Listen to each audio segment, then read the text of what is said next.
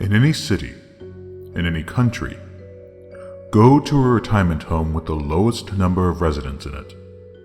Go up to the front desk and ask to see a man by the name of Mr. Factions.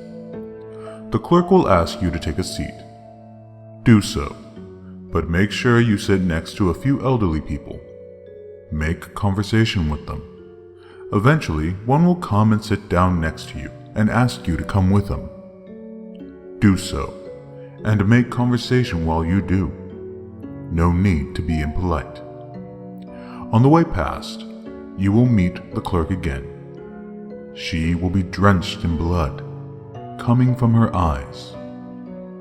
She will be clawing at them, begging for mercy. The man will stop and look at her in pity. It isn't important if you try and console her, for their pain and frantic mind will block out all outside happenings, and any sort of physical interaction will result in her brutal and violent attack. Follow the old man until he comes to his room. You will notice it's the only room in the hallway with a lock. The lock will be undone. The next step is very important. Before the man opens the door, shut your eyes and hold them tight, lest you too wish to claw out your eyes. He will take your hand and lead you into his room.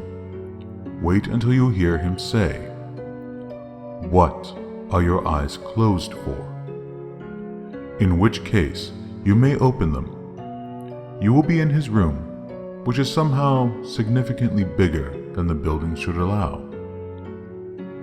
In the room there will be a bed, a rocking chair, and a stool with a pillow on it. Lay on the bed. The stool is uncomfortable, and the rocking chair belongs to the old man. You must converse with him. Start about whatever you wish, but the topics will always seem to lead you to the objects and holders. A vibe will wash over you, seemingly originating from the man. It will be the feeling that you know whatever he is saying is true, and that you have no reason to hold back. Due to the feeling, you will understand everything he is saying.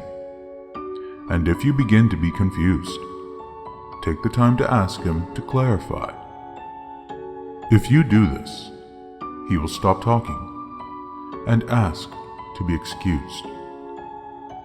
Whether or not you finish your long conversation or he stops when you get confused, eventually he will ask to excuse himself and you will remain in his room, laying or sitting on the bed.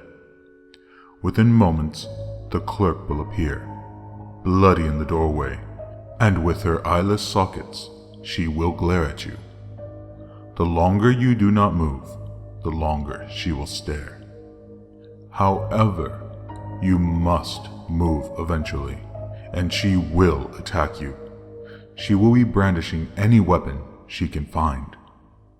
You must fight this woman, and no matter how many times you try and kill her, she will get back up. Until you finally kill her for what seems like the 100th time. Your knuckles will be bloody, your body will be broken, and you will be exhausted. This time she will just lie there, and the man will come back. When he does, he will kindly tell you that you are not the man he was looking for, and he will implore you to leave before he gets aggravated with you for the mess you made. Begin to leave, but before you do, take the woman's body outside the room.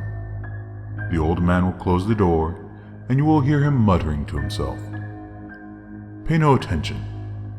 His role is at an end. The woman, however, is the holder of Pandemonium. She will get up again, turn to you, and attempt, yet again, to murder you. This time, however, before she has the chance to kill you, say to her, "Why must they be balanced?" Her attack will discontinue, and she will sit next to you on the floor and begin to sob. This time hug her, hold her, kiss her, and make her feel as loved as possible, until finally she has the willpower to answer your question. She will give you the answer to your question. Then she will reach into her shirt and produce a small replica of her torn eye. Keeping the model on your person will make you feel only acceptance and understand all that is said to you. The clay statue is object 523 of 538. In Pandemonium, there is balance.